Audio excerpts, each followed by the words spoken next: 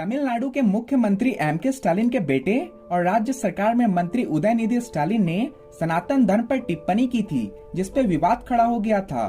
Stalin ने 2 सितंबर को तमिलनाडु में आयोजित एक कार्यक्रम में सनातन धर्म को कई सामाजिक बुराइयों के लिए जिम्मेदार ठहराते हुए उसे समाज से खत्म करने की बात कही थी। उन्होंने कहा था कि सनातन धर्म लोगों की जाति और धर्म के नाम पर बांटने वाला विचार है। इसे खत्म करना मानवता और समानता को बढ़ावा देता है।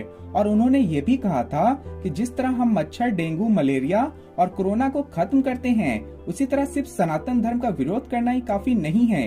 इसे समाज से पूरी तरह खत्म कर देना चाहिए, जिसका विरोध पूरे देश में चल रहा था। और अब एक और नेता ए राजा ने भी सनातन की तुलना HIV जैसे वायरस से कर दी, जिसका भी विरोध पूरे देश में जमकर हो रहा है। कुल मिलाकर सनातन धर्म को लेकर बहस खत्म होने का नाम ही नहीं ले रही है।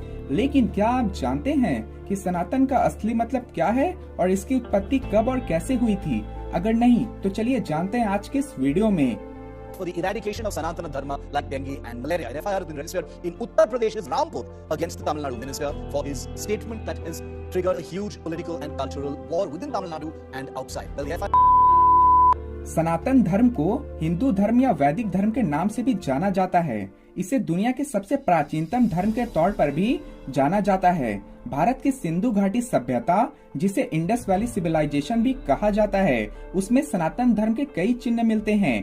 अब अगर सवाल पर आए कि यह धर्म कितना पुराना है, तो इसे लेकर भी अलग अलग दावे हैं, जिसमें इसे करीब 12,000 साल पुराना, वहीं कुछ मान्यताओं के मुताबिक 90,000 साल पुराना भी बताया जाता है। अब हम जानते हैं कि हिंदू शब्द का इस्तेमाल पहली बार कब और कैसे हुआ था।